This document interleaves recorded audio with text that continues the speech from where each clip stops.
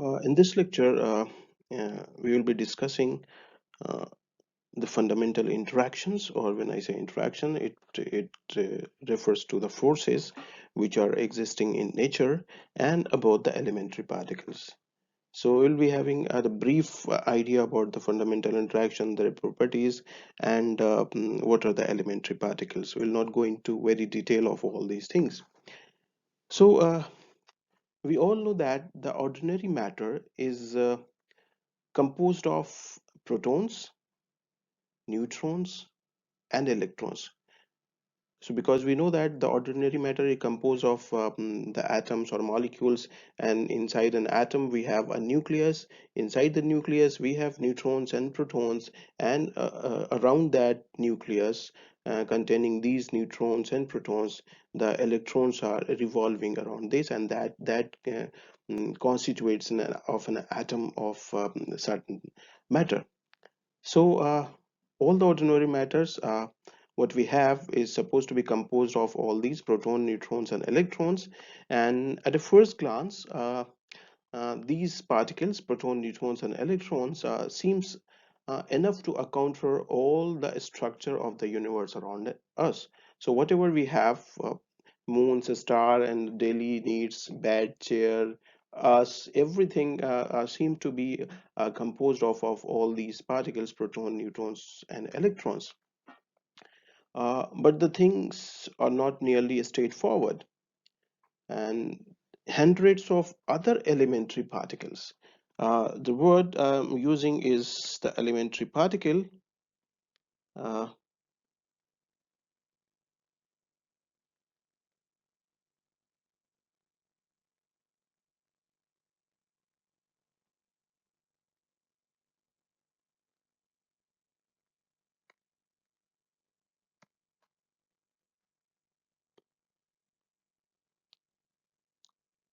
so many other hundreds of other elementary particles have been discovered beside proton, neutrons, and electrons, and all of these elementary particles which decay rapidly after being created via some process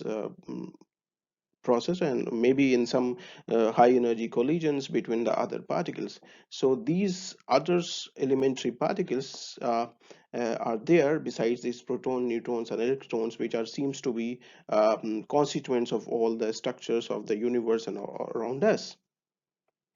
uh, Now it has become clear that some of these elementary particles are called uh, leptons,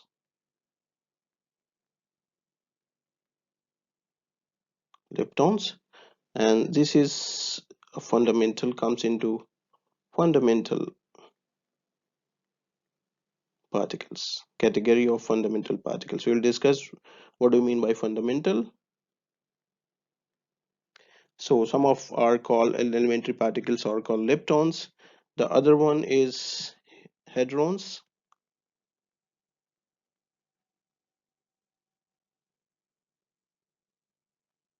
Hadrons, they are not fundamental particle, and these hadrons are composed of some far smaller number of rather unusual particles, which are called quarks.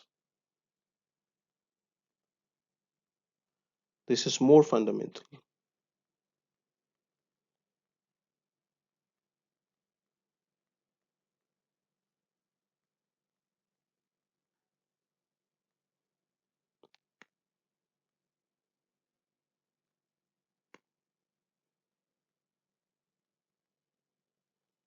Uh, so we have beside proton, neutrons, and electrons, there are more elementary particles which are known as the leptons, uh, hadrons, and quarks. So out of these categories, these leptons and quarks are known as the fundamental particles. So what are the fundamental particles? So fundamental particles, we can define fundamental particles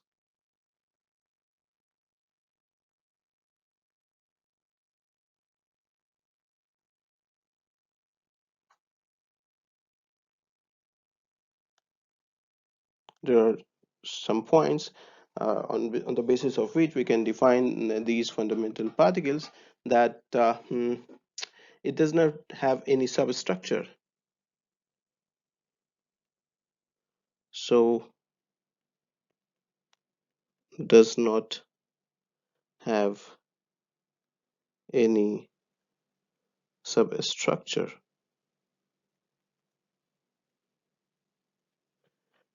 It cannot be subdivided any further. Cannot be subdivided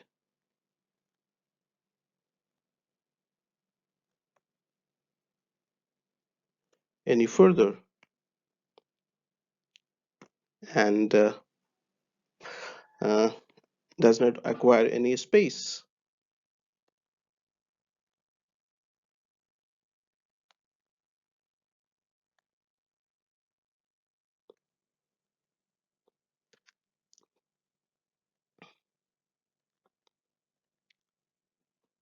Does not decay uh, any further into some other fundamental particle.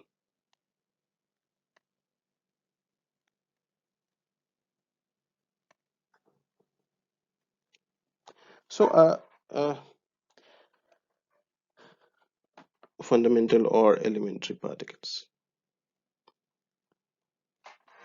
So fundamental particles, they don't have any substructure, so they cannot be subdivided any further, because atom can be subdivided into the nucleus, and the nucleus can be subdivided into the nucleons, because inside the nucleus we have, as I know that inside the nucleus we have proton and neutron. Proton or neutron are there, and then around this nucleus we have the electrons are revolving around. So this is my atom structure of an atom, in which we have a proton, neutron. This is my nucleus. This is my nucleus, and around the nucleus the electron, these are electrons which are revolving into subshell. So this is my atom. This can be subdivided into a nucleus and these electrons, and this nucleus can be further subdivided into these neutrons and protons. But the fundamental particles does not have any substructure, so they cannot be subdivided any further, and so they does not require any space. They are point particles. And also they does not decay any further into any other fundamental particle or elementary particle. So so now we know that there are elementary particles, hundreds and hundreds, thousands of elementary particles, which are categorized into lepton, hadrons, and quarks. Out of these, the lepton and quarks are the more fundamental particle, and the fundamental particles are going to have no substructure, and they are point particles. So we will discuss what are leptons, hadrons, and what are quarks. But before going to that, we will discuss what are the fundamental interactions, or what are the fundamental forces of nature. Uh, for that, um, basically, what forces are affecting when we are sitting right now uh, in a chair or on a bed. So what are those forces which are affecting when I'm sitting on a chair and making this lecture? So all the forces which are existing in nature and are coming into play when I'm sitting on the chair, and the name of those fundamental forces which are existing in nature, and these are we already know, and one is strong. Strong. The other one is electromagnetic.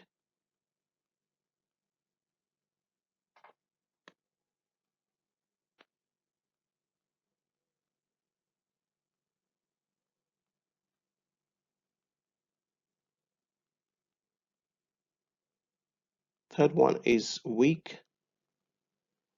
and the fourth one is gravitational.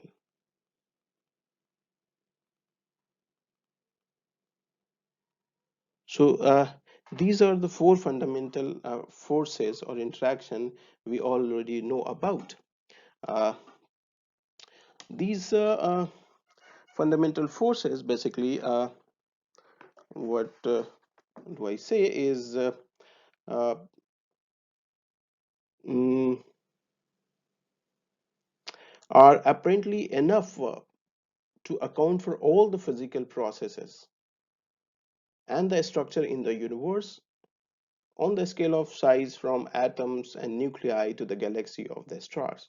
So these are the only four forces which are existing in nature, which are apparently enough to account all the physical processes which are happening in the universe, uh, in front of us or in the universe, uh, extragalactic processes, or the structure, whatever the structure of the universe or any structure, what we are made up of on is chair, bed, TV, door, etc. Everything are made up of uh, and on the scale of like from the size of an atom to the star size of the stars and the galaxies.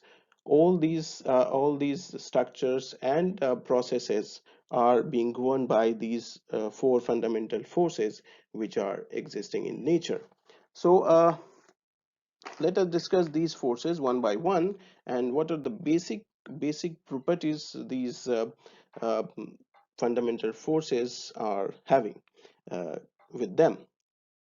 Here I have listed a table which contain some of the basic feature of these forces. We have the interaction, four interaction. This one is strong interaction, electromagnetic interaction, weak interaction, and the gravitational interaction. Then we will have the range and relative strength, particle exchange, and what is the role of these forces in the universe. So I'll start with the common known interaction or force, which is the electromagnetic interaction. We all know about the electromagnetic interaction through our Coulomb's law. And let us first discuss about the relative strength. What is the strength of all these forces? So the strongest is the strong force. Strong force is the strongest one, and the weakest one is the gravitational force. So this is the strongest, and the gravitational force is the weakest force. Okay, and in the basis of strength, you can see if I put a relative strength. So if one is the strength of the strong force because it's the strongest force, then gravitational force is the order of 10 to the power minus 39 times smaller than the strong force. And this is 10 to the power minus 2 is electromagnetic, and weak is 10 to the power minus 5. So we can see that how strong the strongest force is, and how the weakest force, which is the gravitational force existing in the universe, is of the order of 10 to the power minus 39 times smaller than the strongest force. uh, Now let us take the electromagnetic force and the particles which are affected due to the electromagnetic force. We all know it has to be a charged particle. So any charged particle, we know that if it's the same charged particle, so they will repel each other. Then if I have a opposite charged particle, they will attract each other. So the electromagnetic force is acting between the charged particle. The particle have to be charged. If the particle is not charged, then or the system is not charged, or the certain object which is not charged, then the electromagnetic force will not be there. Okay, so this electromagnetic force is always attractive. It is attractive and act between a charged particle, and the range of this force is infinity, because we know any charged particle which is from the Coulomb's law. We know that the force, Coulomb force, is proportional to the charge and is directly proportional to r square. So the range between this r is the distance between center to center of the two charged particle. So we know that these two particles anywhere in the universe infinitely distance apart in the universe, then also this Coulomb force, this repulsive or attractive force, is active between these two charged particles. So the range of this electromagnetic interaction is infinite. Whatever the distance, infinite distance, the two charged particles are there, the electromagnetic force is working. And the strength is, as compared to the strong interaction, is the order of 10 to the power minus 2. And what is the role of the electromagnetic interaction? That it determines the structure of atoms, molecules, solid and liquid. Its important factor is astronomical unit, because the atom in atoms we have an electron is revolving around the nucleus, and the nucleus, inside the nucleus we have a charged particle, which is the proton. So the proton is a positively charged particle and the electron is the negatively charged particle, which is sitting inside the proton, which is a positively charged particle inside the nucleus, and electron is a negatively charged particle which is revolving around this. So this charge particle, there is attraction between these two charged particles, electromagnetic interaction, and that is responsible for holding the electrons in its respective orbit. So it determines the structure of the atoms and molecules, and that's why the solid, liquid, whatever, because all these are made up of atoms and molecules. And on the lower scale, we know that the charge of the proton is responsible for electrons to be inside the respective orbitals. Okay, particle exchange, we will discuss this later, because we need more understanding to understand this. And let's come to the second most known is the gravitational interaction. So gravitational interaction is, you all know, acts between all the particles, all the system. But the important is that uh, has to be mass, there has to be mass. If there is no mass, then the gravitational field is not acting, because we know that the gravitational force is proportional to the mass m1 m2 and distance square. So mass has to be there. If the system is, or the particle is not massive, then the gravitational force will not be there. So it acts between all the particles which are having masses, and it is the weakest force, we know. uh, the gravitational force is attractive in nature, and the range is also infinity. So any mass, m1 m2, anywhere, this r this r could be 10 to infinity. So anywhere infinitely distance apart, two massive objects are going to have the gravitational interaction between them.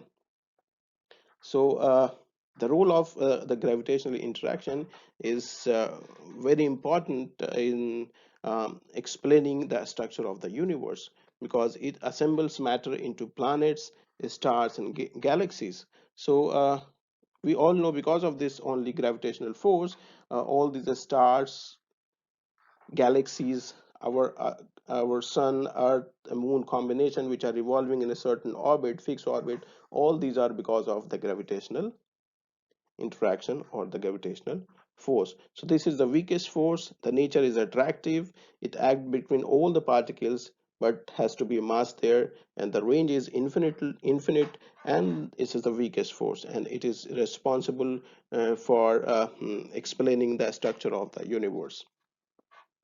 The next, I will take the strong force, which is the strongest uh, in nature, and it can be attractive.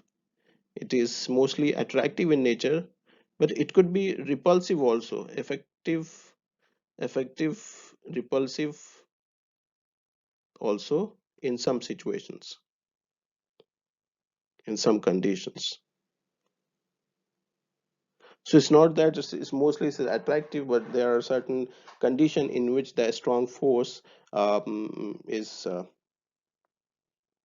becomes a repulsive also.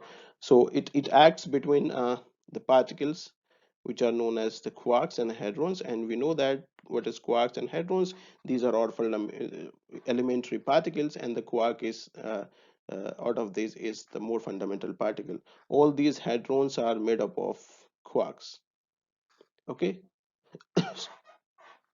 So and the range the range is it act within the nucleus. This is 10 to the power minus 15 meter. So this is it is acting between within the nucleus of an atom.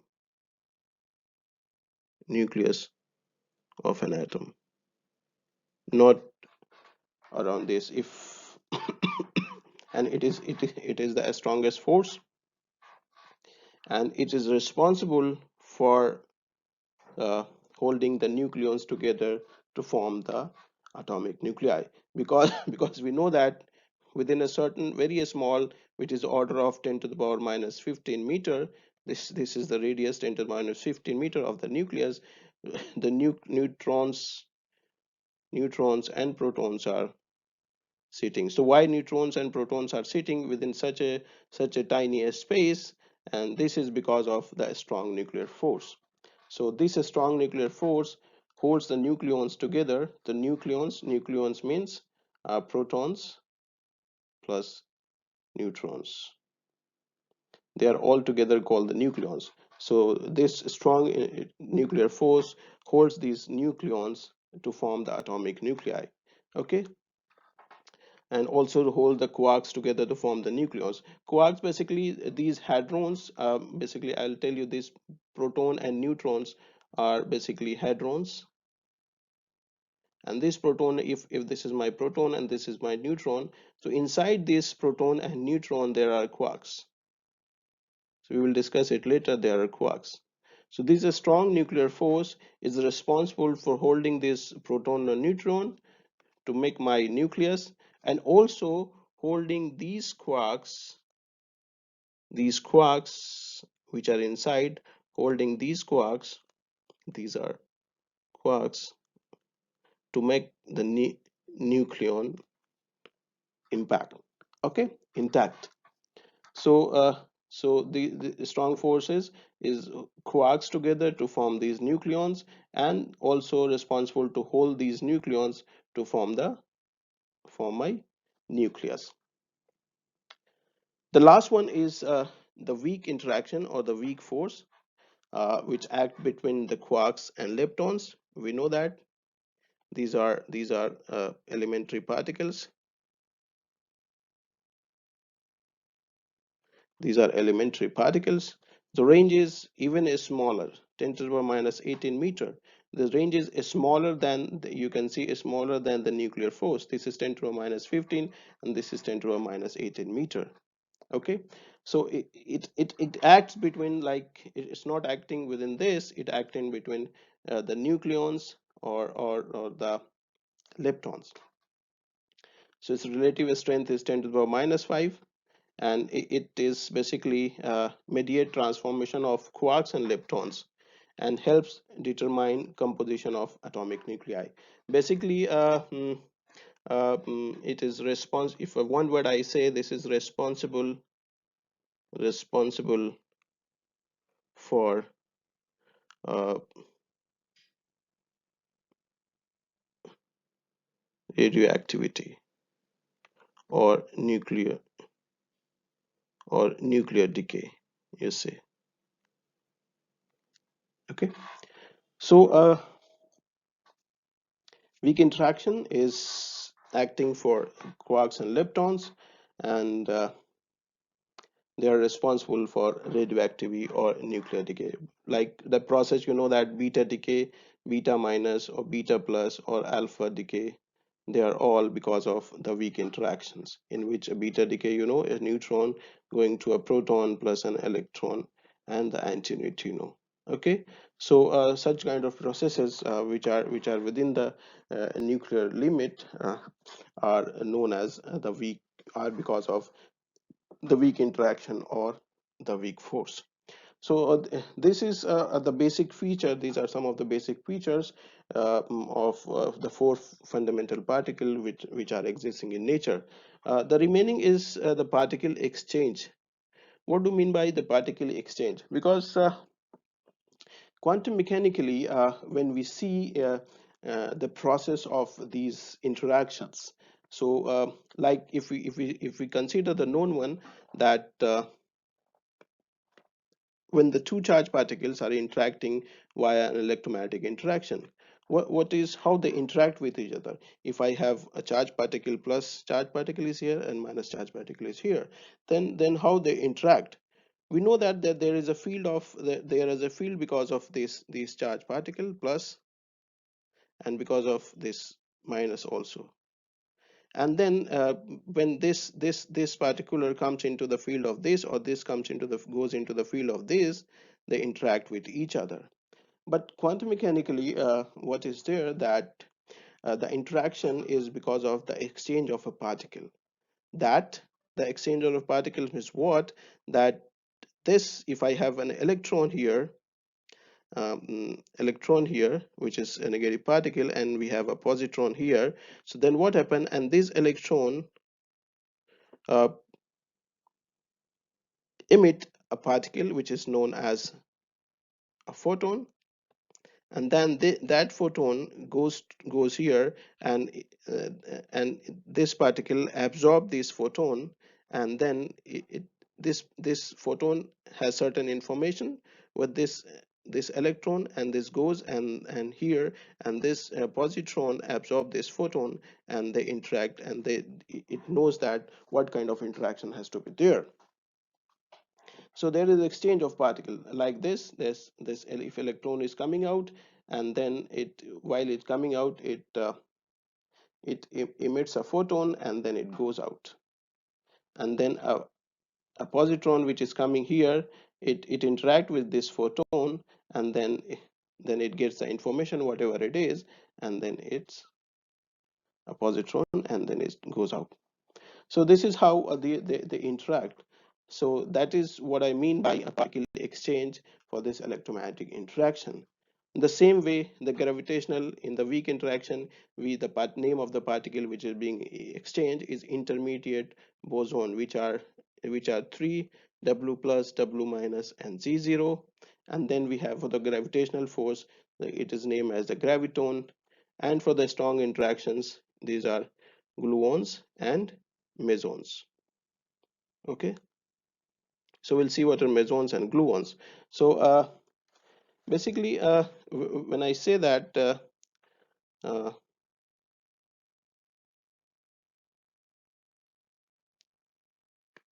we have inside the nucleus, we consider a nucleus. Inside the nucleus, we have this proton, one proton and one neutron. So if I say this is my proton and this is my neutron, so they are being interacted by the exchange of the particle, and exchange of the particle, this is known as the meson. But if we consider this, if I say consider this proton, structure of this proton, so inside this proton we have quarks, 1, 2, and 3 quarks. The quarks, there are two quarks of same, and there are three quarks. So we will discuss it later. The name of these quarks is, this is U, and D. But these quarks are exchanged by these particles. These are called gluons. Okay. So now here the exchange particle is meson, and here the exchange particle is gluon. So the strong interaction is being mediated by these mesons and these gluons, and in the electromagnetic interaction, this is by this photon. Similarly, in the weak interaction, this is by intermediate bosons, and then with the graviton. For the gravitational interaction, these are graviton.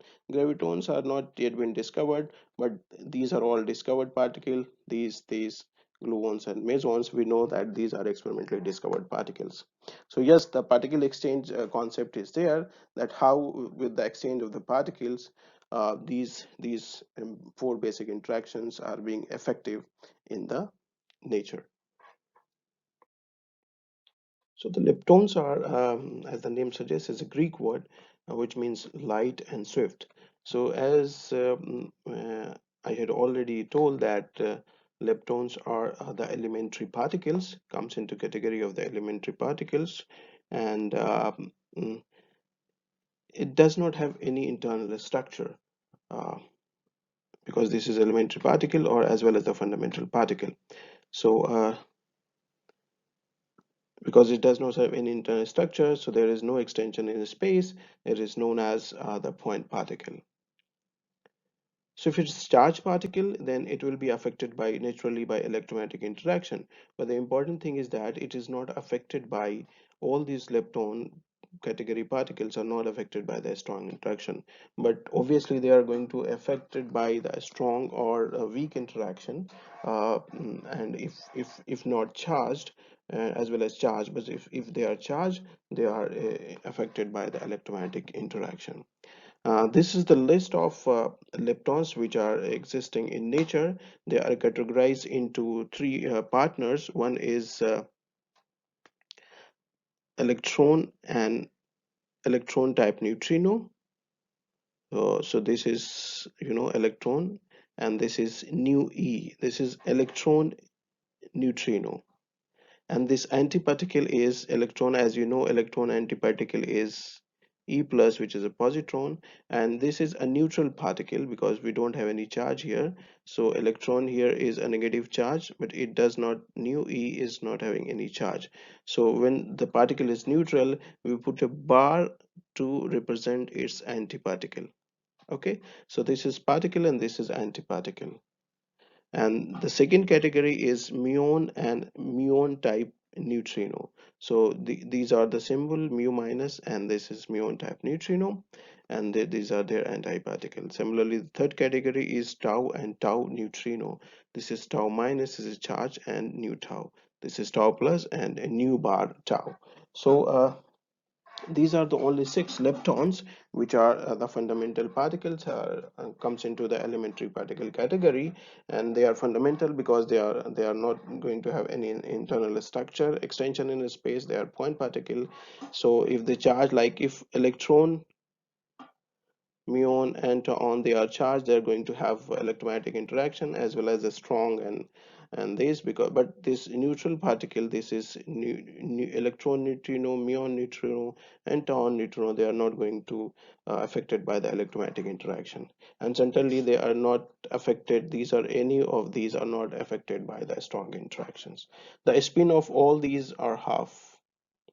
Spin, as in case of electron, the spin is plus half, and then you have minus half, depending upon how the electron is rotating. If you're this is electron, and if the electron is rotating clockwise or anti-clockwise, you assign a spin plus half or minus half. So all these electrons have the spin half, and depending upon half and plus half of their rotations. The second one is the hadrons, and the hadrons is also a Greek word which means the heavy or strong. So hadrons are not elementary particles. They are uh, there is a correction, not a fundamental particle. This is elementary particle. This is not fundamental particle.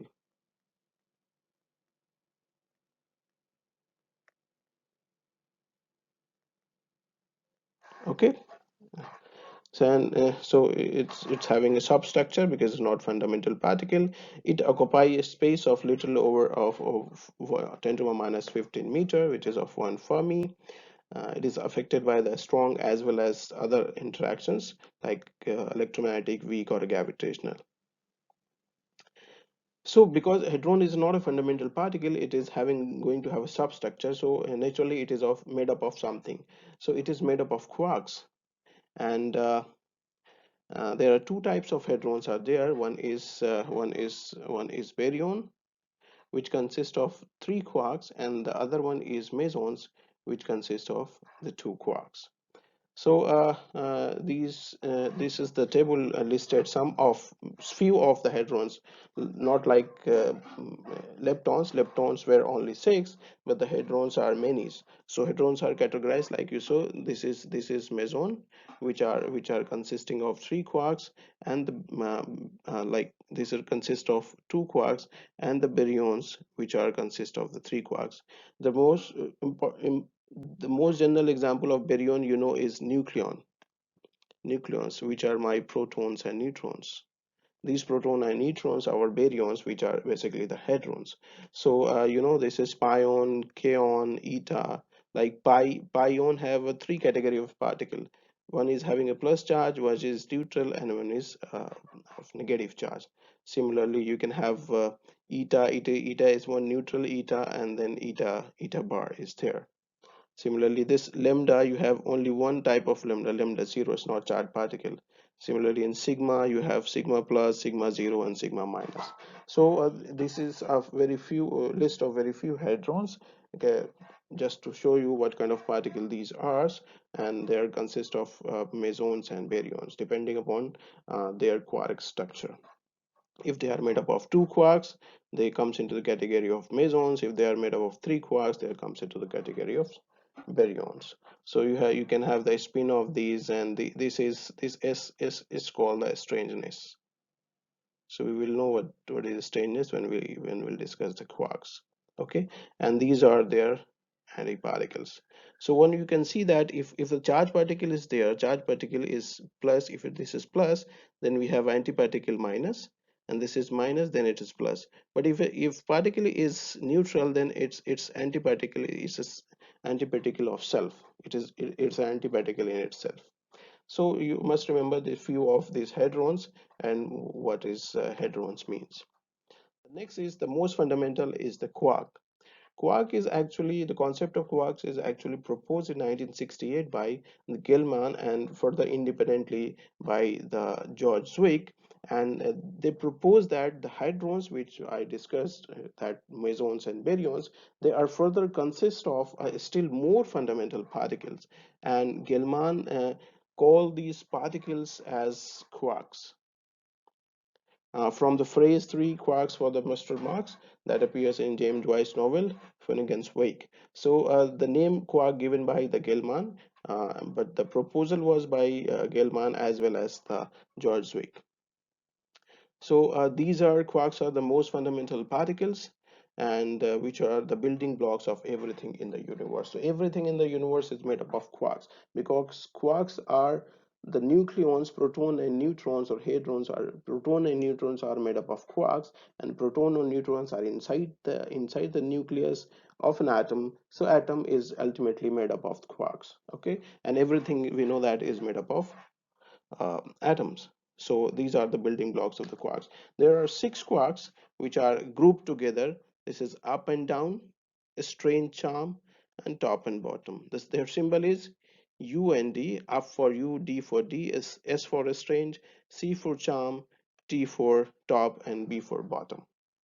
So look, the interesting one is their charges. The charge for plus is plus 2 by 3, minus 1 by 3, minus 1 by 3, plus 2 by 3, plus 2 by 3, and minus 1 by 3. Only the quarks are going to have the fractional charge, plus 1 by 3, 2 by 3.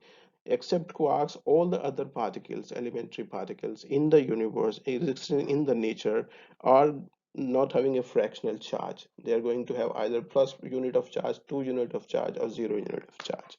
Okay. So a spin of all these quarks, like if I try to add a spin of all these quarks, they are all half. Now this strangeness is like depend upon this is only the strange quark. The quantum number for the strange is -1. All other particles are not strange. So as I said that the strangeness number, if any hadron is made up of a strange quark, then that particular hadron, baryon or meson is going to have this strangeness quantum number. So these are the quantum numbers of quarks.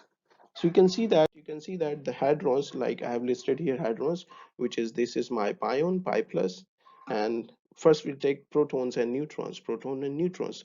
So proton is made up of three quarks, u and d, up quark and d quark. Okay, so you can see this is my proton, you can see. So we have three quarks, u quark, up quark and d quark. U quark has a plus 2 by 3 charge, u quark plus 2 by 3 and minus 3. If I add all these charges, then the charge plus 1 comes out, which is the charge of the proton. Similarly, here you can see, here charge of the proton, it's a baryon number. Don't go into this, but if you look into this, this is plus 2 and minus 1 by 3. Ultimately you get a 0. Okay, so similarly for neutron is made of two d quarks and one u quarks, d minus 1 by 3, minus 1 by 3, plus 2 by 3, and finally you have the charge of the neutron is 0. And we consider the antiparticle of the proton, this is antiproton. So then this means you're going to have u bar and d bar. So this u is having a plus 2 by 3 of charge, so electronic charge, and u bar is going to have minus 2 by 3 times charge. So this is minus 2 by 3, minus 2 by 3, and then plus 3 by 3.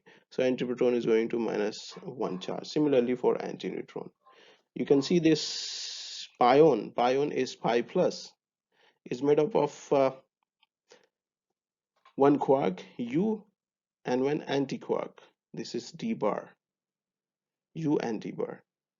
Okay, so this is similarly k plus kaon, this is made up of one k plus is made up of a u type up quark, and this is strange quark, this is the antiparticle of the strange quarks.